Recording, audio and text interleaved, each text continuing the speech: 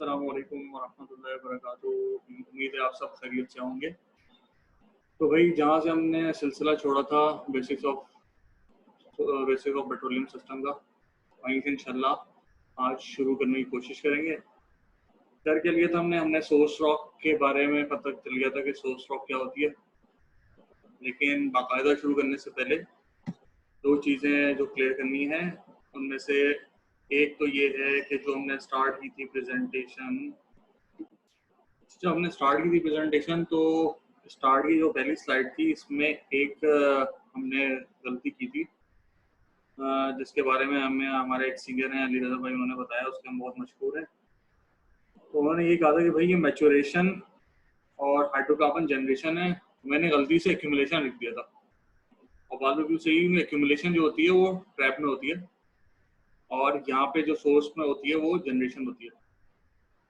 तो ये गलती थी जिसको हमने कहा कि सही कर लिया जाए, और हम अली रज़ा भाई का बहुत मशहूर हैं कि उन्होंने इसकी निशानदेही की। इसके अलावा आप लोग सबका बहुत शुक्रिया, खासतौर पर हमारे जो सीनियर्स हैं उनका शुक्रिया कि उन्होंने इस प्रेजेंटेशन को पसंद किया, बाकायदा मैसेज करके बताया। मैं सबके नाम नहीं ले सकता और ना किसी एक का लेना चाह रहा हूँ, वरना बहुत बेअदबी की बात है कि बाकी लोगों का नाम रह जाएगा। तो जिन जिन हमारे सीनियर्स ने इतना मोटिवेट किया और कहा कि इसको पूरा किया जाए, तो बेसिकली ये उन्हीं की जो मोटिवेशन है उसकी वजह से ये बकिया बनाने जा रहा हूँ मैं, और उन्हीं की मोटिवेशन ने ये करने पे मजबूर कर दिया। तो इंशाल्लाह ये प्रेजेंटेशन आज पूरी करेंगे। तो शुरू करते हैं जहाँ से छोड़ा था वहीं से। सोर्स रॉक हमने कर लिया था। सोर्स रॉक के बाद जो इम्पोर्टेंट फैक्टर है अगले, उसमें है माइग्रेशन। और माइग्रेशन में अभी दो तरह की माइग्रेशन होती है, प्राइमरी माइग्रेशन होती है, सेकेंडरी माइग्रेशन होती है। माइग्रेशन को उर्दू में कहा जाए तो ये मुंतकिली है एक जगह से दूसरी जगह। प्राइमरी माइग्रेशन में क्या होता है कि जो हाइड्रोकार्बन है जो कि अब जनरेट हो चुका है, वो सोर्स से रिजर्वायर की तरफ मुंतकिल होता है, यानी कि सोर्स से रिजर्वायर की तरफ माइग्रेट होता है। और सेकेंडरी माइग्रेशन में जो हाइड्रोकार्बन है वो रिजर्वायर से एक ऐसी जगह पे जहाँ पे उसको आगे ना बढ़ने के लिए एक सील मिल जाती है, और वहाँ पे जाके वो एक्यूमुलेट हो जाता है, जिसको हम ट्रैप कहते हैं। यानी कि रिजर्वायर टू ट्रैप जो माइग्रेशन होती है, जो मुंतकिली होती है, उसको हम सेकेंडरी माइग्रेशन कहते हैं। अब इसमें देख लेते हैं कि भाई ये है क्या माइग्रेशन। दरअसल माइग्रेशन एक बड़ी कॉम्प्लिकेटेड सी फिनोमेना है। सबसे पहले चीज़ तो ये है कि हमें पता कैसे चला यार कि माइग्रेशन होती है असल में। तो हमने पढ़ा था कि सोर्स रॉक के लिए क्या ज़रूरी है कि वो उसमें जो ऑर्गेनिक मैटर है वो प्रिजर्व हो जाए। अब जहाँ पे प्रिजर्व हो रहा है, अगर तो वहीं पे हमें हाइड्रोकार्बन प्रिजर्व हो गया, वहाँ पे हाइड्रोकार्बन जनरेट हुआ, ये हम जान चुके हैं सोर्स रॉक में। असल में जो सोर्स रॉक की प्रॉपर्टीज हैं, यानी कि वो इम्परमेबल होना चाहिए। और जब हम हाइड्रोकार्बन की तलाश में गए तो हमें पता चला कि भाई सोर्स जो हमें हाइड्रोकार्बन मिलता है उसके लिए बहुत ज़रूरी बातों में से ये है कि पोरोसिटी और परमेबिलिटी होनी चाहिए। और सोर्स रॉक में हम ये देख चुके थे कि भाई अगर पोरोसिटी और परमेबिलिटी होगी तो ऑर्गेनिक मैटर प्रिजर्व नहीं हो पाएगा, ऑर्गेनिक मैटर प्रिजर्व नहीं हो पाएगा तो हाइड्रोकार्बन जनरेट नहीं हो पाएगा। तो इससे हमने अंदाज़ा लगाया, हमने क्या, साइंटिस्ट जो थे उन्होंने अंदाज़ा लगाया कि भाई जहाँ पे बन रहा है वहाँ पे मिल नहीं रहा, ये कहीं और से आ रहा है। तो इसकी बेसिस पे फिर गैस माइग्रेशन का फिनोमेना समझा गया। जैसे बता दिया प्राइमरी माइग्रेशन और सेकेंडरी माइग्रेशन होती है क्या by definition. Primary migration source to reservoir, secondary migration from reservoir to trap. अच्छा, एक दफ़ा फिर आपको बताते चलूँ, इस प्रेजेंटेशन में जो लिखा हुआ है ये ज़रूर पढ़िएगा, एक नहीं दो नहीं 3 दफ़ा पढ़िएगा, क्योंकि बहुत दफ़ा ऐसा होगा कि मैं इसमें जो लिखा हुआ है हो सकता है वो मैं पढ़ ना पाऊँ और उससे चीज़ें ना बता पाऊँ, और मैं जो बोल रहा हूँ वो कम चीज़ें आपको कवर कर पाऊँ और जो लिखा है उसमें ज़्यादा हूँ, तो इसको पढ़िएगा ज़रूरी। तो ये फिर चलते हैं कि भैया प्राइमरी माइग्रेशन होती क्या है।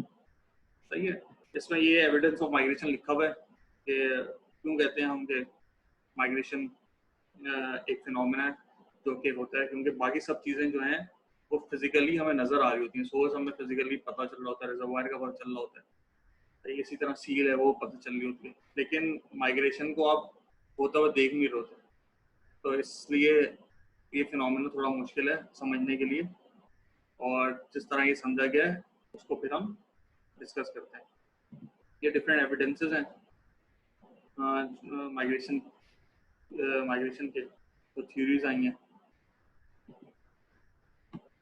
सही है, इसमें यही लिखा हुआ है कि ऑर्गेनिक मैटर जो है वो हमें पता है कि ऑक्सीडाइज हो जाता है, ऑक्सीडेशन की वजह से डिस्ट्रॉय हो जाता है, और अगर पोरस परमेएबल सेडिमेंट्स हैं तो उसमें वो प्रिजर्व नहीं हो पाएगा।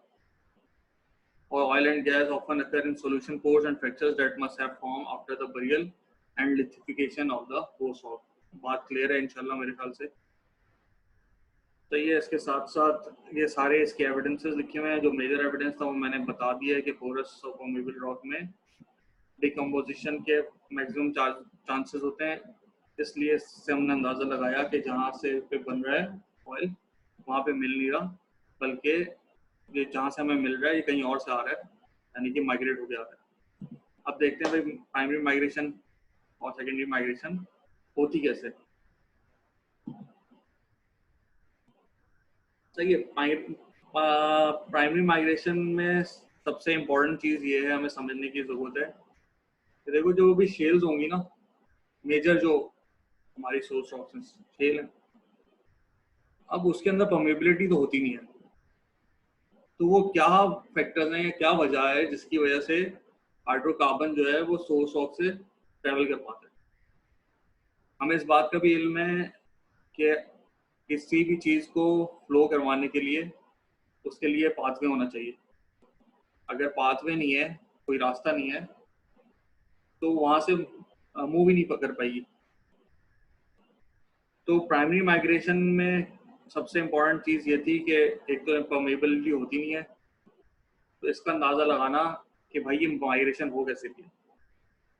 तो बहुत सारी थ्योरीज हैं इसमें, डिफ्यूजन की भी है और भी हैं, लेकिन सबसे जो राइजुल-वॉक थ्योरी है जिस पे ज़्यादातर लोगों को कॉन्फिडेंस है, वो यही है कि विद इन द शेल्स एक फिनोमेना होता है, वो होता है माइक्रो फ्रैक्चरिंग का। अब होता क्या है कि जब टेम्परेचर और प्रेशर की वजह से जो हमारा कैरोजन है वो कन्वर्ट होना शुरू होता है हाइड्रोकार्बन में, तो जो वॉल्यूम है वो बढ़ना शुरू हो जाता है, क्योंकि क्रैकिंग होगी तो समझो एक मॉलिक्यूल जो है वो 10 में डिवाइड होना शुरू होगा। तो उसकी वजह से क्या होता है कि आपका कैरोसिन जब हाइड्रोकार्बन में कन्वर्ट होता है तो उसका वॉल्यूम बढ़ना शुरू हो जाता है। अब वॉल्यूम जब बढ़ना शुरू होता है शेल के अंदर, तो हर मटेरियल की एक लिमिट होती है, एक डक्टाइल लिमिट होती है, उसके बाद उसकी फेलियर स्ट्रेसेस की वजह से वो फ्रैक्चर होना शुरू हो जाते हैं उसमें। तो जब ये वॉल्यूम इस कदर बढ़ जाता है तो क्या होता है, with in the shells micro fracture develop होना शुरू हो जाता है, और इन्हीं माइक्रो फ्रैक्चर्स की वजह से जो हाइड्रोकार्बन है वो मूव करके रिजर्वायर तक पहुंचता है। उम्मीद है कि बात समझ में आ गई होगी। तो ये इसमें लिखा हुआ भी, as a result of compaction of source rock during burial, pore size में become smaller than the size of some petroleum molecule. The conversion of kerosene to petroleum result in a significant volume increase. This cause a pressure build up in the source rock, सही है, which result in microfracturing। ये simple से ऐसा समझ सकते हैं कि cooker हमने देखा होगा, ये जो प्रेशर कुकर होते हैं इसमें हम खाना बनाते हैं, अब ये फिनोमेना होता है, प्रेशर डेवलप होता है और उसकी वजह से टेम्परेचर और प्रेशर की वजह से खाना बन जाता है।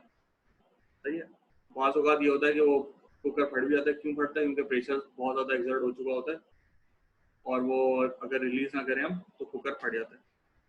इसी तरह जब यहाँ पे भी हाइड्रोकार्बन जनरेट हो जाता है तो वॉल्यूम इंक्रीज होता है, वॉल्यूम इंक्रीज होने की वजह से वो जो शेल्स हैं उसके अंदर प्रेशर बिल्डअप करता है। तो प्रेशर बिल्डअप होने की वजह से within the shale microfractures develop होते हैं, जिन माइक्रोफ्रैक्चर्स के थ्रू हाइड्रोकार्बन माइग्रेट करता है टुवर्ड्स द रिजर्वोयर। तो ये इसमें ये पोरोसिटी डिक्रीज होगी विद कंपैक्शन, ये नॉर्मल फिनोमेना है। जैसे जैसे डेप्थ बढ़ती जाएगी शेल्स की के अंदर से की जो पोरोसिटी है वो डिक्रीज होती जाएगी और कंपैक्शन होती जाएगी, जिसकी वजह से फिजिलिटी डेवलप होती है। ये हमें पता है, वाटर उसमें से परकुलेट हो जाएगा।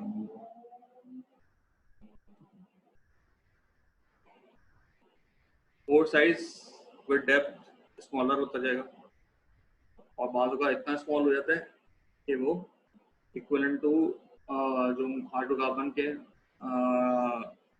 ड्रॉपलेट्स होते हैं उससे भी छोटा हो जाता है। सही है, ये प्राइमरी माइग्रेशन थी। प्राइमरी माइग्रेशन में क्या हुआ कि सोर्स से रिजर्वायर में आ गया। अब सेकेंडरी माइग्रेशन में क्या हो रहा है? सेकेंडरी माइग्रेशन में ये हो रहा है कि जो हाइड्रोकार्बन है वो along a porous and permeable layer accumulate होगा। कहाँ पे? एक जगह पे जो कि जिसके ऊपर सील होगी और उस सील की वजह से उसका मजीद आगे बढ़ना ये नामुमकिन हो जाएगा, जिसकी वजह से वो वहाँ पे एक्यूमुलेट हो जाएगा। जिस जगह पे वो एक्यूमुलेट हो रहा है उसको हम ट्रैप कहेंगे, और जिस रास्ते से जहाँ से ये रिजर्वायर टू ट्रैप की तरफ जा रहा है इस फिनोमेना को हम सेकेंडरी माइग्रेशन कहेंगे। और सेकेंडरी माइग्रेशन में सबसे इम्पोर्टेंट जो फोर्स है वो क्या चीज़ है? वो हमारी बायोंसी फोर्सेज है। बायोंसी फोर्सेज किस वजह से डेवलप होती हैं? हमें पता है कि हमारे जो भी रिजर्वायर होते हैं, जैसे सैंडस्टोन हम कंसीडर कर लेते हैं यहाँ पे रिजर्वायर, सही है। तो उनके पोर्स में वाटर होता है और जो आपका हाइड्रोकार्बन है उसकी डेंसिटी वाटर से कम होती है। तो वो जो वाटर कॉलम है, वाटर ड्रॉप्स हैं वाटर कॉलम में, वो हाइड्रोकार्बन को ऊपर पुश करते हैं ये बायोंसी फोर्स की वजह से, जिसकी वजह से ये जो माइग्रेशन है ये ये वजूद में आती है। और hydrocarbon due to lower density than the water तो अप साइड मूव करना शुरू हो जाता है। Normally up dip in movement होती है ये। इसको एक दफा पढ़ भी लेते हैं। The process in which hydrocarbon move along a porous and permeable layer to its final accumulation is called secondary migration. Clear है इंशाल्लाह बात। It is much less controversial than the primary migration. Primary migration से कम controversial है and it's almost entirely governed by buoyancy forces. Buoyancy forces को मैंने बता दिया। These forces are proportional to the density difference between hydrocarbon and water. For continuous but physically separate hydrocarbon and water columns, the hydraulic potential or the difference between the products of density times height of the two phases govern the flow of fluids. तो ये बात इंशाल्लाह clear होगी। और इसके जो कंडुइट्स होते हैं जो सेकेंडरी माइग्रेशन के होते हैं, परमेबल सैंडस्टोन हो गए और अनकन्फर्मिटीज होती हैं हमारी, ये डिफरेंट पाथवेज हैं जो आपको नजर आ रहे हैं। ये आपके शेल बेड्स हैं और ये आपके रिजर्वायर है जो कि सैंडस्टोन है। देखिए फ्रॉम शेल टू सैंड आ रहे हैं, माइग्रेट हो रही है हाइड्रोकार्बन। यहाँ पे भी माइग्रेशन पाथवेज दिखाएं। ये आपका सोर्स हो गई, ये आपका रिजर्वायर हो गया और ये आपका यहाँ पे ट्रैप आ गया। उम्मीद है चीज़ें समझ में आ रही होंगी। अच्छा, माइग्रेशन में हमने किया क्या? हम जल्दी जल्दी चलेंगे ताकि आज ही ये पूरा हो जाए। और अगर कोई चीज़ समझ ना आए तो आप लिंक्डइन में जो भी है वो मैसेज कर सकते हैं। बाकी जो हमारे सीनियर्स हैं उनको फिर एक दफ़ा रिक्वेस्ट है कि इसमें जो भी गलती हुई हो उसको ज़रूर निशानदेही की जाए ताकि हम सबका फ़ायदा हो जाए। अच्छा, इसमें हमने प्राइमरी और सेकेंडरी माइग्रेशन का आपस में डिस्टिंग्विश कर ली क्या होती है। सही है, प्राइमरी माइग्रेशन स्लो है और सेकेंडरी माइग्रेशन फास्टर है as compare to primary migration. लेकिन ऐसा फास्टर नहीं है कि ये कुछ दिनों में हो जाए, बल्कि ये मिलियनों ईयर्स का प्रोसीजर होता है सारा। और सेकेंडरी माइग्रेशन बेटर अंडरस्टूड है rather than the primary migration. सही है।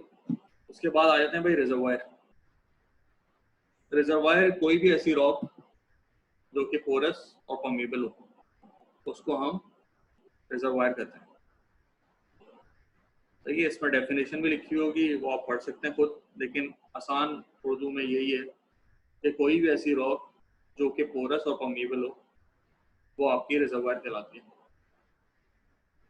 थियोरेटिकली इसमें पढ़ लेते हैं, एनी रॉक में act as a reserve for oil और gas. In practice the sandstone and carbonates contain the major known reserves. For rock to act as a reservoir, it must possesses two essential properties: pores and it has the permeability. Pores contain the oil or gas, and the pores must be connected to allow the movement of fluids. In other words, the rock must have permeability. अच्छा, एक important चीज जो मैं भूल गया source में, यार ये बहुत इम्पोर्टेंट है कि आप जिस इलाके में रह रहे हैं या जिस इलाके में आप काम कर रहे हैं, उनके सोर्स, रिजर्वायर और ट्रैप्स वगैरह का आपको पता हो। तो नॉर्मली जो हमारा लोअर इंडस बेसिन है जहाँ पे हम काम करते हैं, उधर सैमबार जो है वो as a source of act कर रही है। इवन जो विद इन द लोअर गुरु जो हम डिफरेंट डिवाइड किया हुआ है हमने, लोअर गुरु को डिफरेंट नॉमेनक्लेचर्स दिए में, उनमें जो मोस्टली यूज होता है वो लोअर गुरु के अंदर होता है। ए सैंड है, तो शेल है, बी सैंड बदिंग शेल, सी सैंड जोल शेल। फिर आपकी अपर शेल आ जाती है। अपर शेल के बाद मिडिल सैंड के बाद अल्लाह भला करे लोअर शेल के बाद मैसिव, नहीं लोअर शेल के बाद basal sand, sorry lower shale के बाद बेसल सैंड आती है। बेसल के बाद तलहाट आती है, तलहार के बाद मैसिव सैंड आती है। कुछ जगह इसको डिफरेंट नोमेनक्लेचर यूज किया, कुछ लोअर बेसल और मैसिव को लोअर बेसल कह देते हैं। तो ये डिफरेंट नोमेनक्लेचर्स हैं जो हमारे लोअर ग्रुप हैं।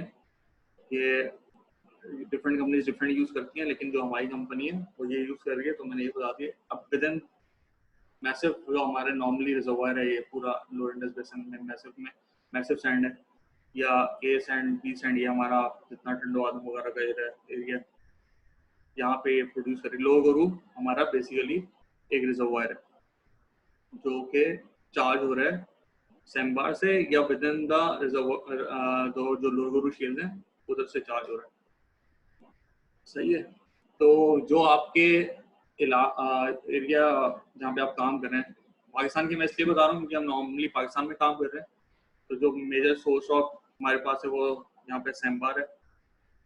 इसी तरह जो हमारे डिफरेंट बेसिन हैं उनके सोर्स, रिजर्वायर और टैप में पता होना चाहिए कितने किस टाइप के टैप से कौन सी फील्ड हैं। सही है। तो रिजर्वायर पहले हम पढ़ लेते हैं, उसके बाद हम रिजर्वायर बता देते हैं कि रिजर्वायर पाकिस्तान में कौन कौन से हैं। पोरोसिटी क्या है? Volume of voids divided by total volume of rock into 100। एक जितना भी, एक हम स्पंज की मिसाल ले लें कि जो स्पंज होता है उसमें हमें एक ब्लॉक सा लगता है, लेकिन उसके अंदर जो होते हैं ना वो पोर्स होते हैं, छोटे छोटे सुराख होते हैं। वॉइड स्पेसेस कर लें, सुराख करें। सही है। तो जब भी हम स्पंज को पानी के अंदर डालते हैं तो क्या होता है, वो जो वाटर है वो उसके अंदर चले जाता है। वो बेसिकली वाटर जो है वो उनके सुराखों में जा रहा होता है जो कि वॉइड स्पेसेस हैं। तो उसकी पोरोसिटी क्या चीज कहलाएगी? जो उसके अंदर जितने ज्यादा सुराख, एक सॉलिड बॉडी के अंदर जितने ज्यादा सुराख होंगे, जितने भी सुराख होंगे, उसका वॉल्यूम जो होगा, जितने number of voids, volume of voids in a solid body, सही है, वो उसकी पोरोसिटी कहलाएगी। पोरोसिटी की परसेंटेज निकालने के लिए जो नॉर्मल परसेंटेज का फॉर्मूला है वही फॉर्मूला है इसमें। नॉर्मल परसेंटेज हम किस तरह निकालते हैं, किसी जिस चीज़ की परसेंटेज निकालनी हो, यानी कि जैसे मैं परसेंटेज ऑफ पोरोसिटी बात कर लेते हैं, तो वॉल्यूम ऑफ वॉइड्स, कितने वॉइड्स हैं उसके अंदर, divide by total volume of rock. Total rock का साइज कितना है, वॉल्यूम कितना है, मल्टीप्लाई बाय 100 कर देंगे, तो नॉर्मल परसेंटेज का फॉर्मूला है, उसी से पोरोसिटी परसेंटेज में हो जाएगी। और पोरोसिटी नॉर्मली जो ली जाती है वो परसेंटेज में ली जाती है। इवन जब हम वायरलेस लॉक से पोरोसिटीज निकालते हैं। अच्छा, पोरोसिटीज किस किस तरीके से आ सकती है हमारे पास? पोरोसिटी जब हम वेल ड्रिल करते हैं तो नॉर्मली हम ड्रिल कटिंग से अंदर तो देख रहे हैं, वो विजुअल पोरोसिटी देख रहे होते हैं, वो इतनी आसान नहीं होती, लेकिन कुछ ना कुछ अंदाजा हो जाता है। तो हम डिस्क्रिप्शन के एंड में लिखते भी हैं नो विजुअल पोरोसिटी, फेयर है, गुड है, क्या है, किस किस्म की पोरोसिटी। सही है। उसके बाद जो मोस्ट इम्पॉर्टेंटली आपके पास एक्यूरेट, मोस्ट एक्यूरेट 100% एक्यूरेट तो नहीं कह सकते, मोस्ट एक्यूरेट मेजरमेंट जो आती है पोरोसिटी की या परमिबिलिटी की, वो आती है आपकी कोर से। कोई भी कोर होती है, कोर है कि ड्यूरिंग ड्रिलिंग हम एक सिलेंड्रिकल फॉर्म में रॉक को कट करते हैं, वो कोर कहलाती है। और ये मोस्टली रिजर्वायर्स में होती है, क्योंकि अब हम अनकन्वेंशनल की तरफ चले गए हैं, शेल वाले शेल गैस, तो अब शेल गैस, शेल में भी कोर हो रही है, लेकिन कन्वेंशनली रिजर्वायर में कोर होती है। तो कोर से हमें पोरोसिटी का पता चल जाता है। उसके बाद नॉर्मली जो हर जगह कराए जाते हैं वायलिन लॉग्स होते हैं। जब वेल ड्रिल हो जाता है, वेल गया एक रिजर्वायर सेक्शन जब ड्रिल हो जाता है, तो उसके बाद एक normal suit of violin logs run होता है, जिसकी बेसिस पे हम डिफरेंट जो के एक्सप्रेशन है, फॉर्मूले हैं, डिफरेंट कर्व से पोरोसिटी जनरेट करते हैं। तो उसमें जो मेजर पोरोसिटी लॉग चलाते हैं वो आपका डेंसिटी लॉग है, सोनिक लॉग है और न्यूट्रॉन है। न्यूट्रॉन और डेंसिटी से नॉर्मली जो पोरोसिटी आती है वो हम कंसिडर करते हैं, अगर ओवरऑल कंडीशन ख़राब होने की वजह से जो इन दो डेंसिटी का डाटा इफेक्ट हो रहा हो या न्यूट्रॉन का डाटा इफेक्ट हो रहा हो, तो फिर हम सोनिक से भी पोरोसिटीज ले लेते हैं। तो ये इसी तरह सोनिक लॉग जो है वो हमारे लिए एक तरह से कुछ ना कुछ कहीं ना कहीं फैक्टर्स की आइडेंटिफिकेशन में भी काम आता है। ये हमारी पोरोसिटी हो गई क्या है, और हम किस तरह इसको मेजर करते हैं in oil and gas industry. जो हमारे टूल्स हैं वो ये आ गया। सही है। कौन कौन से टूल बताए हमने? ड्रिल कटिंग से विजुअल प्रोसेस अंडर माइक्रोस्कोप देख लेंगे क्या है क्या नहीं है, वो क्वांटिटेटिव नहीं होगी, क्वालिटेटिव होगी। तो कोर की पोरोसिटी है वो बिल्कुल क्वांटिटेटिव होगी, और वाई लाइन से जो हम करते हैं वो भी on the basis of curves लेते हैं, उनमें डिफरेंट एक्सप्रेशन है पोरोसिटीज कैलकुलेट करने के लिए, तो वहाँ से भी पोरोसिटी हम जनरेट करते हैं। पोरोसिटी हमें क्यों पता होनी चाहिए? जो इफेक्टिव पोरोसिटी है या वो हमें क्यों पता होना चाहिए? क्योंकि जब हम सैचुरेशन निकाल रहे होंगे तो हमें सैचुरेशन ऑफ वाटर निकाल रहे होंगे तो हमें पोरोसिटी की ज़रूरत होती है। इस वजह से पोरोसिटी का निकालना बहुत इम्पोर्टेंट है। अच्छा भाई, परमेबिलिटी क्या और होती है? परमेबिलिटी सिंपल सा एबिलिटी टू फ्लो है कि हाइड्रोकार्बन में कितनी उसकी सलाहियत है बहने की। तो किसी भी चीज़ के बहने की सलाहियत को आप परमेबिलिटी से कहते हैं कि उस जगह से कितने किस तरह से हाइड्रोकार्बन बह सकता है। और परमेबिलिटी क्या है कि जो भी आपके वाइड स्पेसेस जो कनेक्टेड होंगे आपस में, पोर स्पेसेस का पोर्स का कनेक्टेड होना बहुत जरूरी है फॉर अ बेटर परमेबिलिटी। सही है। इसका जो यूनिट है वो मिलीडार्सी है, और इसको के जो अल्फाबेट के है इससे हम नॉर्मली लिखते हैं, डोनेट करते हैं। कहीं भी आपको ये नज़र आ रहा होगा रिजर्वायर इंजीनियरिंग में या किसी भी इंटरप्रिटेशन के उसमें, तो वो के परमेबिलिटी को शो कर देता है। एक दफा इसको पढ़ लेते हैं। The second essential for reservoir rock is permeability, porosity alone is not enough, the pore must be connected. ये बात हो गई clear. Permeability is the ability of fluids to pass through a porous material. सही है। एबिलिटी ऑफ fluid है porous material से पास होने के लिए। बहुत अच्छी पोरोसिटी है लेकिन कनेक्टेड नहीं है, वो हमारे लिए फायदेमंद नहीं है, इसलिए पोर्स का कनेक्टेड होना बहुत जरूरी है। तो पोरोसिटी और परमेबिलिटी एक रिजर्वायर रॉक को बनाते हैं। अच्छा, अच्छी पोरोसिटी परमेबिलिटी होगी, अच्छी रिजर्वायर रॉक होगी। बुरी बैड होगी पोरोसिटी परमेबिलिटी, बैड रॉक होगी। और ये जरूरी नहीं है कि पोरोसिटी अच्छी हो और रॉक परमेबल भी हो। तो ये परमेबिलिटी डिफरेंट चीज़ है और पोरोसिटी डिफरेंट चीज़ है। Average permeabilities in reservoirs are commonly in the range of 5 to 500 millidarcies permeability is generally referred to by the letter K। सही है भाई। परमेबिलिटी का ये फॉर्मूला है, ये बेसिकली फॉर्मूला परमेबिलिटी का तो नहीं है, ये फ्लो रेट का। सही है, जो कि डार्सीज लॉ कहलाता है। इसमें फ्लो रेट हम किस तरह निकालते हैं कि इसमें एक चीज दी है के जो कि परमेबिलिटी है, P1 और P2 क्या है, the pressure drop over distance, L क्या है, डिस्टेंस है, A एरिया है, और इसमें जो ये म्यू दिया हुआ है ये है विस्कोसिटी ऑफ द फ्लूइड। सही है। पुअर परमेबिलिटी होगी 1 to 10 मिली डार्सी, अगर परमेबिलिटी पुअर कहलाएगी, फेयर 10 to 100, गुड 100 to 1000, और excellent greater than 1000. For a gas reservoir, the permeabilities are 10 times lower for a given rating. क्योंकि हमें पता है गैस मोर मोबाइल है देन ऑयल, और उसको थोड़ी सी भी जगह अगर मिलेगी तो गैस ट्रेवल कर जाएगी। तो इसलिए अगर इससे 10 टाइम्स भी कम परमेबिलिटी है तो गैस मूव कर जाएगी। अच्छा भाई, relation between porosity, permeability and texture. Raw texture का क्या रिलेशन बनता है पोरोसिटी और परमेबिलिटी से? तो ये हम पढ़ लेते हैं एक दफा। The texture of a sediment is closely correlated with its porosity and permeability. The texture of a reservoir rock is related to the original depositional fabric of the sediment, which is modified by the subsequent diagens. So ये texture में basically आता है grain size, grain shape, और उसमें matrix cement, वही आता है texture में। टेक्सचर जो सैंडस्टोन के होता है। The effect of diagesis on sandstone reservoir include the destruction of porosity by compaction and cementation, and the enhancement of porosity by solution। सही हो गया। अच्छा, सीमेंटिंग, कोई भी सीमेंटिंग मटेरियल होगा वो आपकी पोरोसिटीज को है वो क्या करेगा, तो रिड्यूस करेगा। सही है। Cementation reduces the porosity and permeability of a sand. In some cases, however, solution of cement or grains can reverse this trend. अगर solution activity होगी, फर्स्ट करो अगर कैल्साइट सीमेंट है और उसमें कोई solution ऐसी एक्टिविटी हुई जिससे कैल्साइट आपका सॉल्युबल हो सकता है, तो वो उसको सीमेंट को हटा देगा और आपकी सीमेंट को कम कर देगा और आपकी पोरोसिटी और परमेबिलिटी बढ़ सकती है। अच्छा, it generally involves the leaching of carbonate, cement and grains including calcite, dolomite, satyrite, shell debris and stable detrital minerals, especially feldspar.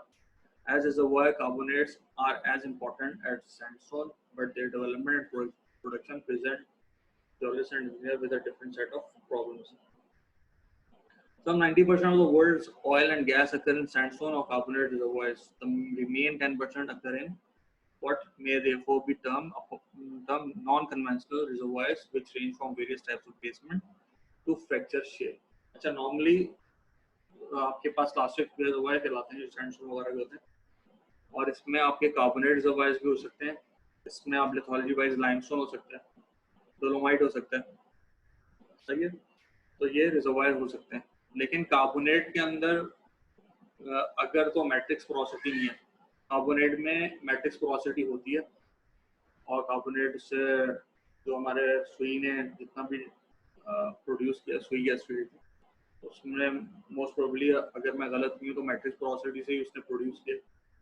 और कार्बोनेट में भी आपकी 20% तक पोरोसिटीज हो सकती है, मैट्रिक्स पोरोसिटीज हो सकती हैं, और साथ साथ अगर उसमें फ्रैक्चर्स हैं तो वो सेकेंडरी पोरोसिटी कहलाएगी, जो कि आफ्टर टेक्टोनिक एक्टिविटी या कोई भी किसी वजह से फ्रैक्चर डेवलप हुए तो वो सेकेंडरी पोरोसिटी कहलाएंगे। और सेकेंडरी पोरोसिटी अगर फ्रैक्चर फील्ड नहीं है, ओपन फ्रैक्चर्स हैं, तो वो आपकी परमेबिलिटी को इनहांस करेंगे। सही हो गया। तो नॉर्मली जो सेकेंडरी पोरोसिटीज हैं वो आपके कार्बोनेट्स में डेवलप होती हैं, जो फ्रैक्चर सिस्टम वगैरह है, और कार्बोनेट्स में मैट्रिक्स पोरोसिटी भी होती है। इसी तरह सैंडस्टोन की जो पोरोसिटी होती है वो वेल नोन है। विद इन जो wide spaces with in the sand में, उसकी बेसिस पे वो पोरोसिटी डेवलप होगी, और इसमें सीमेंटेशन वगैरह जो है वो इफेक्ट करती है इसकी पोरोसिटी को कम करने में। सीमेंट मटेरियल का बहुत बड़ा हाथ है।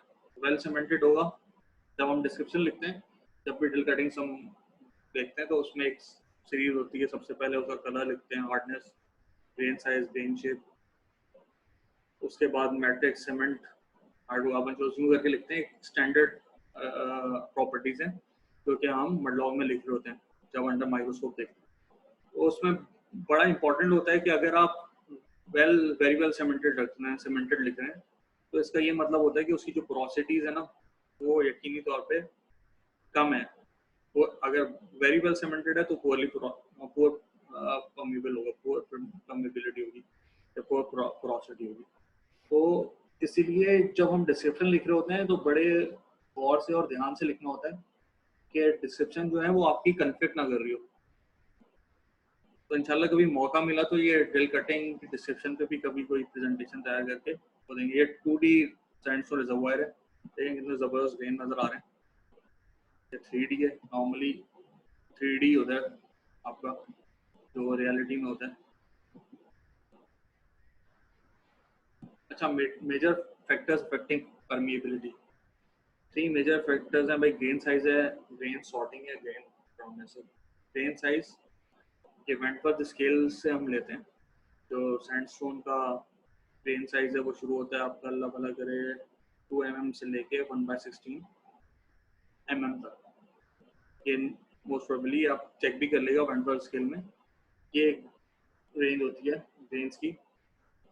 और नॉर्मली जो हम इसको लिखते हैं वो जब भी हम डिस्क्रिप्शन लिख रहे होते हैं तो हमारे पास ग्रेन साइज कंपैरेटर होते हैं, उसको देख के हम क्लासिफाई करते हैं। कि ऐसा नहीं है कि स्टैंडर्ड्स बाकायदा नॉमेनक्लेचर है कि फाइन ग्रेन कहाँ से कहाँ तक होगा, वो कोर्स ग्रेन कहाँ से कहाँ तक होगा, वेरी फाइन ग्रेन कहाँ से कहाँ तक होगा, मीडियम ग्रेन कहाँ से कहाँ तक होगा। अच्छा, तो इस वक्त हमारा फोकस, मैं बार बार उस तरफ चले जाता हूँ, उसके लिए माजरत। असल में तो हम अभी पेट्रोलिंग प्ले सिस्टम कर रहे हैं। ग्रेन डिस्क्रिप्शन वगैरह जो है वो अलग एक फील्ड है, उसमें कभी अलग से बात करेंगे। अच्छा, ग्रेन साइज जो है सबसे इम्पोर्टेंट फैक्टर है जो परमेबिलिटी को, मोस्ट इम्पोर्टेंट फैक्टर है जो अफेक्ट करता है परमेबिलिटी को। जितना स्मॉलर ग्रेन साइज होगा, स्मॉलर पोर्स होंगे और स्मॉलर पोर थ्रोट्स होंगे, जिसकी वजह से आपकी परमेबिलिटी जो है वो कम होगी। यही अगर आपके कोर्सर ग्रेन साइज होगा, थ्रोट्स बड़े होंगे और परमेबिलिटी ज़्यादा होगी। तो coarse grain sandstone normally more permeable than the fine grain sandstone. Grain sorting, अच्छा ग्रेन सॉर्टिंग है क्या? एक तरह के, अगर ग्रेन ज़्यादा हैं, फर्ज करो कि पूरी जो हमारे पास सैंडस्टोन आ रही है वो मीडियम ग्रेन है, तो इसका मतलब होगा वेरी वेल सॉर्टेड। लेकिन अगर आपको सैंडस्टोन में मीडियम भी मिल रहे हैं, कोर्स भी मिल रहे हैं, फाइन साइज ग्रेन भी मिल रहे हैं, तो ये डिफरेंट तरीके के डिफरेंट साइज के ग्रेन जमा हो गए, तो इस वजह से ये पुअरली सॉर्टेड कहलाएगी। तो सॉर्टिंग बेसिकली वो प्रॉपर्टी है कि आपके पास एक तरह की कितनी चीज़ है मौजूद है, उसकी बेसिस पे आप सॉर्टिंग डिफाइन करते हैं। वेल सॉर्टेड होगी, पोरोसिटी अच्छी होगी और परमेबिलिटी भी अच्छी होगी। पुअरली सॉर्टेड होगी, क्या नाम है आपकी, पोर्स स्मॉल होंगे, पोरोसिटी अच्छी नहीं होगी और परमेबिलिटी भी उससे रिड्यूस हो जाएगी। तो ग्रेन सॉर्टिंग है क्या? If the grain distribution is very wide, जैसे मैंने बताया फाइन, मीडियम, पोर्स सब हैं, तो जो स्मॉलर पोर्स होंगे वो पोर थ्रोट को क्या करेंगे, ब्लॉक कर देंगे, जिसकी वजह से आपकी परमेबिलिटी रिड्यूस हो जाएगी। ग्रेन राउंडनेस वेल राउंडेड होगा और ग्रेन आपकी अच्छी पोरोसिटी होंगी और अच्छी परमेबिलिटी होगी। अगर राउंडनेस नहीं है, लेकिन ये सेकेंडरी इंपॉर्टेंस है इसकी, मेजर जो इम्पोर्टेंट है वो आपका ग्रेन साइज और ग्रेन सॉर्टिंग है। ग्रेन शेप भी कहीं ना कहीं इफेक्ट करता है। ग्रेन राउंडनेस क्या है? ग्रेन शेप ही है। राउंडनेस स्पेसिफिसिटी कितनी है, ये डिफरेंट फैक्टर्स हैं जो कि आपकी परमेबिलिटी को अफेक्ट कर रहे हैं। इस वक्त ग्राफ है, अब जल्दी जल्दी चलते हैं आगे क्योंकि ये आज ख़त्म करना है इंशाल्लाह। ये राइट साइड पे आपकी राउंडनेस इंक्रीज हो गया, increase roundness and specificity lead to higher permeabilities, क्योंकि जितनी वेल राउंडेड होगा तो पोरोसिटीज अच्छी होंगी और नॉर्मली परमेबिलिटी भी अच्छी होगी, क्योंकि अच्छी पोरोसिटी अगर राउंडेड होगा, राउंडेड ग्रेन्स हैं 10% पोरोसिटी है, परमेबिलिटी बेहतर होगी as compare to less rounded grain 10% porosity, permeability कम होगी। तो ये डिफरेंट टेक्सचर बताए मैं ये सारे के किस तरह इफेक्ट करते हैं, ये देखेंगे आप क्लेज आएंगे। इसीलिए जब हम लॉग्स में क्ले वॉल्यूम निकालते हैं उसकी वजह यही होती है ताकि आपकी क्ले वॉल्यूम से फिर इफेक्टिव पोरोसिटी निकलती है क्ले वॉल्यूम हटाने के बाद। इसीलिए कहीं भी होगा वॉल्यूम ऑफ शेल निकाला जाता है रिजर्वायर के अंदर। Clay type can also have a great influence on permeability. Kaolinite, chloride, and fibrosylite. The different clay texture on the previous. अच्छा भाई, कार्बोनेट आ गया। कार्बोनेट भी एज अ रिजर्वायर एक्ट करता है। कार्बोनेट में कौन कौन से आते हैं आपके? लाइमस्टोन हो गया और डोलोमाइट हो गया। अच्छा, कार्बोनेट की बहुत अच्छी बात यह है कि कार्बोनेट आपका सोर्स और रिजर्वायर दोनों हो सकते हैं, और नॉर्मली ऐसा होता भी है। आपकी जो चिल्टन भी एज अ रिजर्वायर एक्ट कर रही है, तो चिल्टन फॉर्मेशन है, चिल्टन लाइमस्टोन, तो उसमें ये है कि वो अब तक जो हमने सुना है कि वो एज अ सोर्स और रिजर्वायर दोनों एक्ट कर रही है। और कार्बोनेट रिजर्वायर्स हमारे पास नॉर्थ में कहाँ है? नॉर्थ में अच्छे रिजर्वायर्स हैं जहाँ से ऑयल की प्रोडक्शन हो रही है हमारी। लोकार्ड है, लोकार्ड लाइमस्टोन, आपका सकेसर है लाइमस्टोन, तो ये अच्छे कार्बोनेट रिजर्वायर्स हैं। सुई सबसे इम्पोर्टेंट, तो सुई में भूल गया। सुई अपर लाइमस्टोन हो गया और सुई मेन लाइमस्टोन हो गया, ये अच्छे रिजर्वायर हैं। इसी तरह लाइमस्टोन का एक हबीब राई लाइमस्टोन है, वो आपका ये सुई और हबीब राई लाइमस्टोन ये आपके मिडिल इंडस बेसिन में एज अ रिजर्वायर एक्ट कर रहे हैं। और ये हमारी जो कनकोट फील्ड है या कादिरपुर फील्ड है, इसी तरह उच्च हो गई, लोटी हो गई, पीरको हो गई, तो जो बलूचिस्तान वगैरह में फील्ड है, ये आपकी सुई से और ये कनकोट वगैरह हबीब राई से भी प्रोड्यूस कर रहे हैं। तो सुई वगैरह जो हमारी फील्ड्स हैं, दो चीज़ें हमेशा याद रखें कि अपर इंडस बेसिन में, लेकिन प्रोविंस जो है वो बलूचिस्तान है। तो बाज़ औक़ात आप जब किसी जो नए बच्चे होते हैं, हमारे स्टूडेंट्स वगैरह होते हैं, तो मास्टर्स करके भी आ रहे होते हैं, वो यही समझते हैं कि बलूचिस्तान जो है प्रोविंस वो बलूचिस्तान बेसिन है, लेकिन जो इंडस बेसिन है वो जो हमने डिवाइड किया हुआ है लोअर, मिडिल और अपर इंडस बेसिन, वो प्रोविंशियल बाउंड्रीज नहीं है, वो जियोलॉजिकल बेसिन बाउंड्रीज हैं बेसिकली। सही हो गया भाई। वो सरगोदा हाइट से ऊपर ऊपर जितना है वो अपर इंडस बेसिन है, नीचे नीचे सारा लोअर है। सरगोदा हाइट कनकोट, हमारी कनकोट रिज जो है गालिबन वहाँ तक आपकी ये है मिडिल इंडस बेसिन है, और उससे नीचे फिर लोअर इंडस बेसिन। सही हो गया।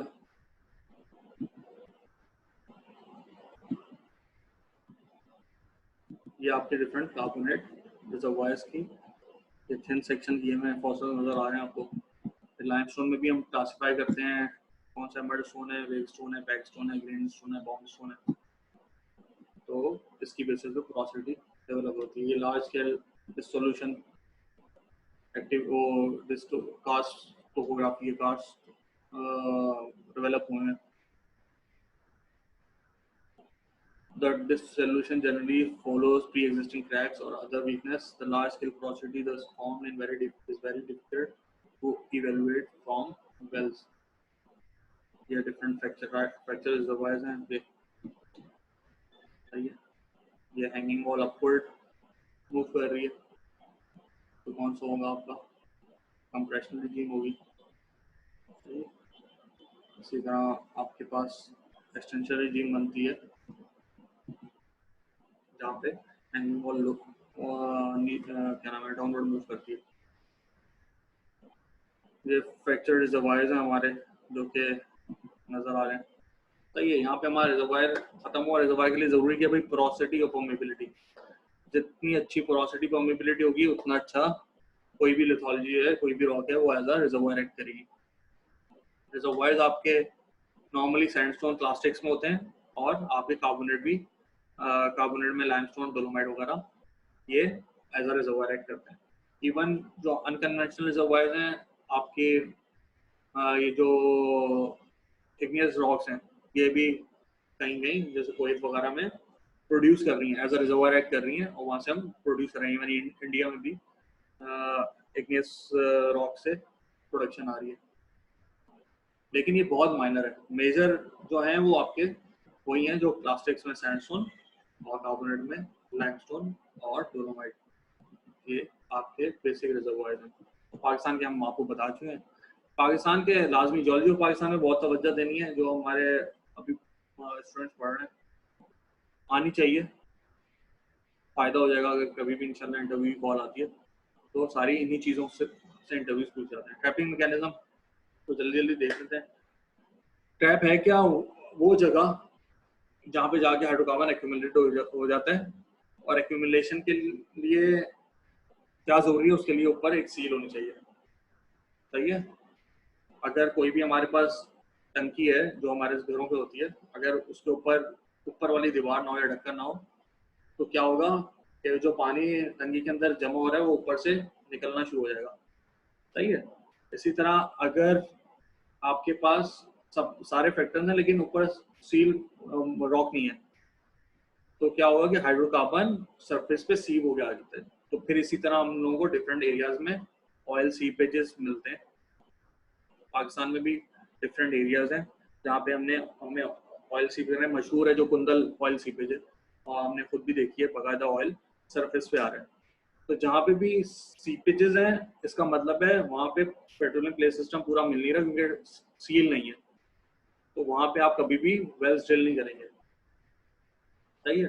क्योंकि आपको पता है वहाँ पे जब एक चीज सरफेस पे आ चुकी है, तो नीचे ट्रैप के अंदर आपको कुछ नहीं मिलेगा। अच्छा, ट्रैपिंग मैकेनिज्म है कि trapping is a mechanism by which migration of oil and gas is stop such that an accumulation of these liquids occurs. सही है, एक्यूमुलेशन होगी। The identification of traps is one of the most important tasks of the exploration geologist. Geologist हो गया, जियोफिजिस्ट हो गया, और बहुत जरूरी है। अब तो एक्सप्लोरेशनिस्ट हो गए, क्योंकि जियोलॉजिस्ट और जियोफिजिस्ट मिलके अब काम करते हैं साथ। अच्छा, फैक्टर्स क्या क्या हैं? The presence of positive porous permeable structure होना चाहिए, the imperviousness of the seal, the absence of leaking fault, क्योंकि ट्रैप्स हमारे दो तरह के होते हैं, स्ट्रक्चरल ट्रैप्स भी होते हैं, स्ट्रैटिग्राफिक होते हैं। स्ट्रक्चर में नॉर्मली फॉल्ट रिलेटेड हमारे पास ट्रैप्स होते हैं। तो जो फॉल्ट्स होना चाहिए वो लीकिंग फॉल्ट नहीं होना चाहिए, सील्ड फॉल्ट होना चाहिए, तो वो एज अ सीलेक्ट करेंगे। और most importantly the migration of sufficient quantities of hydrocarbon.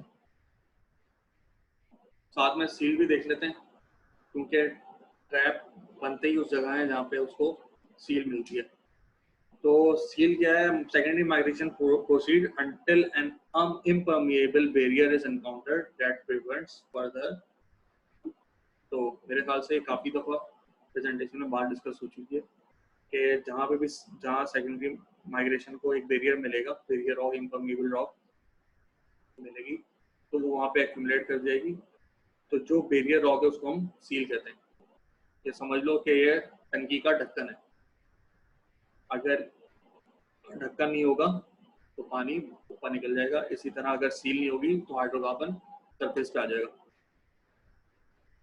Most common seal जो है आपकी, जैसे shales as a source rock act करती हैं, इसी तरह शेल क्योंकि इम्परमिएबल होती हैं तो वो एज अ सीलिंग रॉक भी एक्ट करती हैं। लेकिन मोस्ट इफेक्टिव सील्स जो हैं आपके पास वो इवेपोराइट्स होती हैं। उसमें एनाइड्राइड हो गया, आपका हेलाइड यानी कि सॉल्ट हो गया, ये बहुत ज़बरदस्त सीलिंग रॉक एक्ट करते हैं, क्योंकि ये डक्टाइल रॉक होती हैं। पोरोसिटी परमिबिलिटी होती नहीं, परमिबिलिटी बहुत लो होती है। जितनी रॉक डक्टाइल होगी उतनी अच्छी सोर्स रॉक एक्ट करेगी। ब्रिटल होगी तो ड्यू टू फ्रैक्चर्स वो एज अ सील एक्ट नहीं कर पाती। अच्छा, ट्रैप क्या है? 5 essential requisites for a commercial accumulation of oil and gas। अच्छा, ये लिवर्सन थे हमारे 1967 में, gave Concise definition: trap as a place where oil and gas are barred from further movement. सही है, रोक दिया जाता है भाई oil को. Explorationists in general and geophysicists in particular search for hydrocarbon traps. Only after drilling and testing it is known whether the trap contains oil or gas. ये भी बात बहुत इंपॉर्टेंट है. हम लोग अपनी तरफ से जब हम इंटरप्रिटेशन करते हैं तो हम सारे फैक्टर्स देखते हुए इंटरप्रिटेशन करते हैं. इंटरप्रिटेशन उस वक्त तक आपकी प्रैक्टिकल या नहीं हो पाती, या आप उसको डिक्लेयर नहीं करते प्रैक्टिकली जब तक कि आप वेल ड्रिल ना कर लें. वेल ड्रिल होगा तो आपको पता चलेगा हाँ ये पेट्रोलियम प्ले है जो आपने इंटरप्रिटेट किया था, ये आ भी रहा है या नहीं आ रहा. उसके बाद आपका प्ले भी डेवलप हो जाता है, लेकिन कुछ कमर्शियल लेवल पे हाइड्रोकार्बन नहीं मिलता तो भी आप कमर्शियल अमाउंट ऑफ हाइड्रोकार्बन का भी किससे पता चलेगा? वेल ड्रिल करने के बाद, टेस्टिंग के बाद पता चलेगा. कभी भी टेस्टिंग से पहले आप कुछ भी डिक्लेयर नहीं कर सकते. इवन ड्यूरिंग ड्रिलिंग आपको बहुत अच्छे गैस शोज मिल रहे होते हैं, बहुत अच्छे हाइड्रोकार्बन शोज मिल रहे होते हैं, लेकिन क्या होता है कि टेस्टिंग में उसके रिजल्ट्स अच्छे नहीं आते तो आपकी डिस्कवरी नहीं हो पाती. तो इसके लिए ज़रूरी है वेल ड्रिल करने के बाद टेस्टिंग तक का वेट करना. हमारे यहाँ कुछ जल्दबाजी हो जाती है कि बस बात को शायद गलत समझ लेते हैं हम. क्या होता है तो पहले से बहुत ज़्यादा खबरें उड़ जाती हैं कि यहाँ पे इतनी बड़े मिलियन ऑफ बैरल्स की डिस्कवरी होने वाली है और ये होना वाला है, वो होना. तो ऑन पेपर्स होती है हमेशा. हम रिस्क होता है जब भी आप एक्सप्लोरेशन करने जा रहे होते हैं. ज़रूरी नहीं है जो आपने इंटरप्रेट किया हो वो ऑन रियल भी आपको इनकाउंटर हो वेल पे. तो जब वेल पे इनकाउंटर हो जाता है तो आप फिर किसी टेस्टिंग के बाद नतीजे पहुँचते हैं हाँ एक है या क्या चीज़ है. तो ये सील हमने देख ली है, दोबारा पढ़ भी लेगा आप लोग.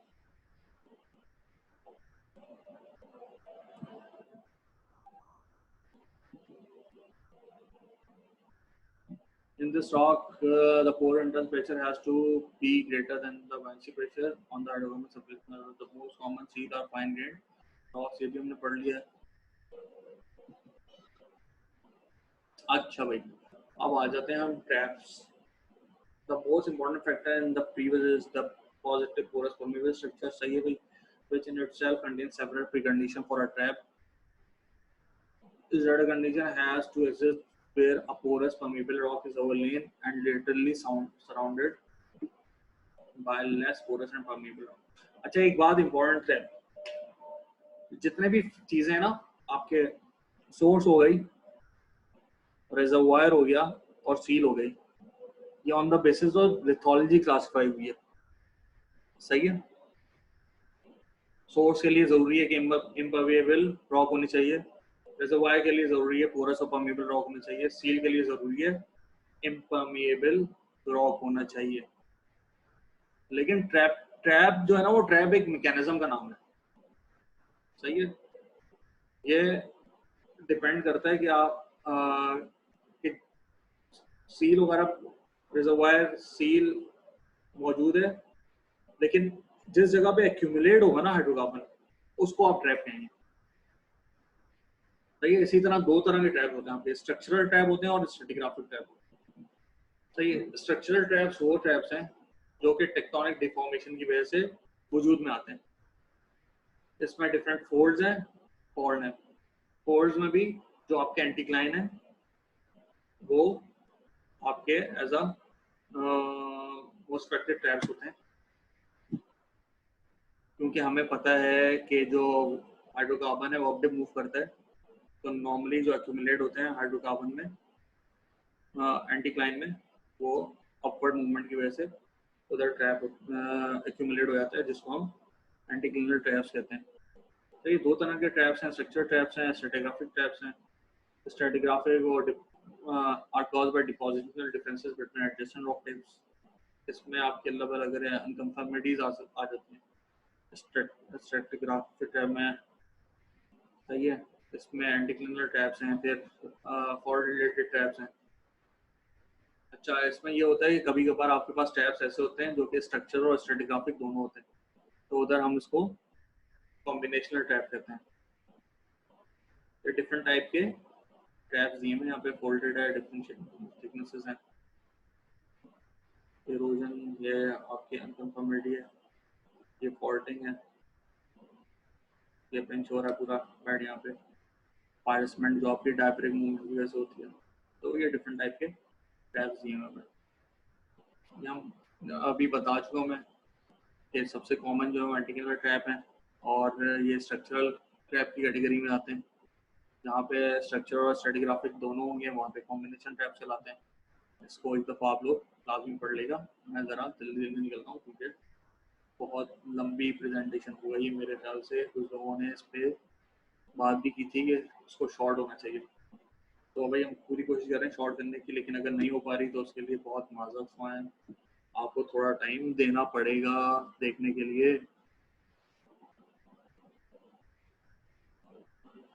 अच्छा, the two major mechanisms in forming structure traps are arching through a variety of processes: folding, differential compaction, wrapping, uplifting of salt or mud domes, and faulting. Again, in many different ways: extensional loading, compressional thrusting, branch faulting, roll over faulting. It is very common for arching to be associated with faulting. The next slide illustrates these structure traps. ये anticlinal traps होते हैं, anticlinal और fold traps may be subdivided into two classes: compressional and compactional. सही है। Fault and fault related traps होते हैं आपके पास। इसी जैसे आपके पास जो आपका लोअर इंडस बेसिन है, वहाँ नॉर्मली आपको नॉर्मल फॉल्ट्स मिलते हैं, जहाँ पे force and grievance normal fault के डोमेन में मिलते हैं। यहाँ पे एक्सटेंशनल टेक्टोनिक्स होगी। इसी तरह आपका जो मिडिल इंडस बेसिन है, वहाँ आपको एंटीक्लिनल, ज़्यादातर एंटीक्लिनल ट्रैप्स हैं जो कि कार्बोनेट के एंटीक्लाइंस हैं, वो एज अ ट्रैप एक्ट कर रहे हैं। तो वहाँ पे मिडिल इंडस बेसिन में स्ट्रक्चरल ट्रैप होंगे जो कि fold, anticlinal fold as a type of traps हैं। इसी तरह जब आप अपर इंडस बेसिन में चले जाते हैं तो वहाँ पे जो फोल्डेड ट्रैप्स हैं वो नॉर्मली थ्रस्ट रिलेटेड है। जो थ्रस्ट फॉल्ट्स हैं वो as a along the thrust fold आपके ट्रैप्स बने हुए। नॉर्मली यहाँ पे पॉपअप स्ट्रक्चर्स भी जहाँ पे आपकी कंप्रेशन रिजीम होती है वहाँ पे बनते हैं। तो ये डिफरेंट टाइप ऑफ ट्रैप होते हैं जो कि फॉल्ट रिलेटेड ट्रैप्स हैं। तो हमारे यहाँ नॉर्मली ज़्यादातर जो है पाकिस्तान में वो फॉल्ट रिलेटेड ट्रैप्स हैं। Faulting plays an indirect but essential role in the entrapment of many fields. अच्छा, फॉल्ट रिलेटेड ट्रैप्स के लिए सबसे इम्पोर्टेंट है कि फॉल्ट जो है वो सील होना चाहिए। अगर फॉल्ट सील फॉल्ट नहीं है तो फिर क्या होगा, hydrocarbon along the fault plane move कर जाएगा और वहाँ पे ट्रैप नहीं हो पाएगा। A very important question in both exploration and development is whether a fault acts as a barrier to fluid movement or whether it is permeable. The problem is that some faults seal, others do not. सही है, कुछ fault seal होते हैं, कुछ seal नहीं होते। Whether the throw of the fault is less than the thickness of the reservoir, it is unlikely to seal. Fault in brittle rocks are less likely to seal than those in plastic rocks. Plastic rocks आपकी कौन सी हैं? तो आपकी shells वगैरह, और brittle आपकी limestone वगैरह, limestone जो है ब्रिटल रॉक है। अच्छा, डायब्रिक ट्रैप्स कौन से होते हैं?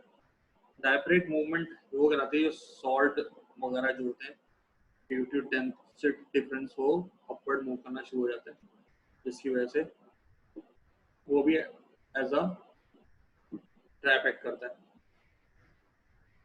Diabatic traps are produced by the upward movement of sediment that are less dense than those overlying them. ऊपर की जो layers of rock होती हैं वो denser होती हैं और नीचे की low density की वजह से upward मूव करना शुरू हो जाती हैं, तो उसको diabatic traps जनरेट होते हैं उसकी वजह से भी। So in this situation, the sediments tend to move upward diabatically, and is so doing may form diverse hydrocarbon traps.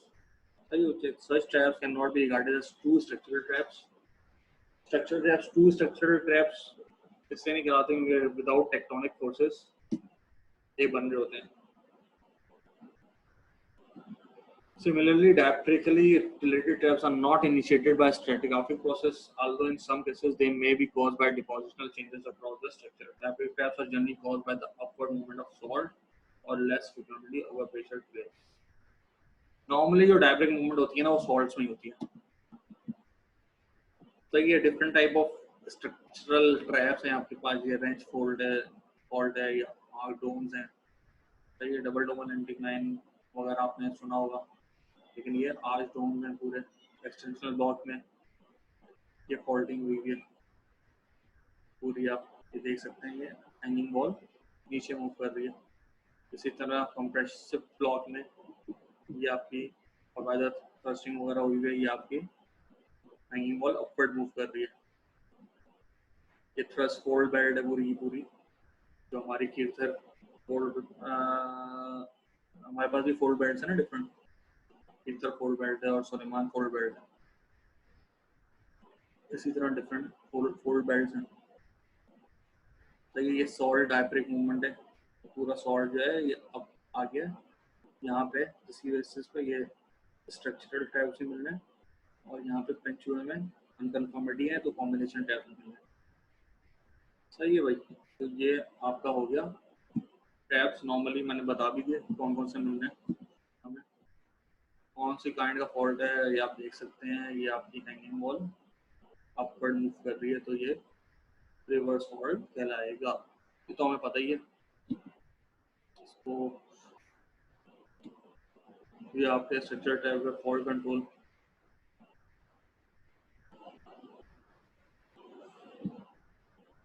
ये भी एक और स्ट्रक्चरल टैब क्लोथ फोल्डिंग है। सही है। ये आपकी सारी ये देख रहे हैं नॉर्मल फोल्डिंग हुई है, ये हैंगिंग वॉल नीचे मूव कर रही है। ये भी डायफ्रेक्टिक मूवमेंट है नॉर्मली, यहाँ पे फॉल्ट डेवलप हुआ है। सही है। ये आपकी हैंगिंग वॉल नीचे चल रही है, यहाँ पे भी हैंगिंग वॉल नीचे आ रही है, तो कौन से फॉल्ट होंगे? Normal fault. तो ये अनकन्फर्मिटीज एक्ट करती हैं एज अ ट्रैप,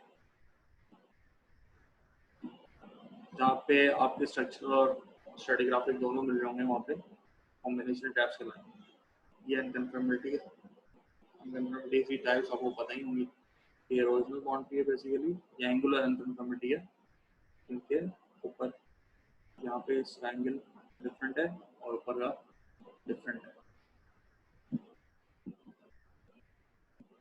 ये आपके पास कॉम्बिनेशन ट्रैप की एक मिसाल है,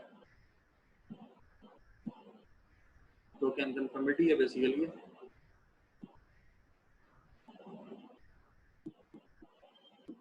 कॉम्बिनेशन ज़्यादा है अनकन्फर्मिटी ट्रैप, 2 स्ट्रेटिग्राफिक ट्रैप है या 1, और ये आपका 2 और 3 जो है आपका अनकन्फर्मिटी ट्रैप है। ये अनकन्फर्मिटी केस करना है। अब होता है अनकन्फर्मिटी 3 और 4 जो है बिलो द अनकन्फर्मिटी ट्रैप है। और पहली जो मॉर्फिक ट्रैप है नंबर 5 to 7, ये आपके ट्रैप्स हैं डिफरेंट, ये सारे प्रोड्यूसिंग एरियाज हैं। ये अगर हम एक दफ़ा पिक्चर्स को भी गौर से देखेंगे ना तो हमें क्लियर हो जाएगा।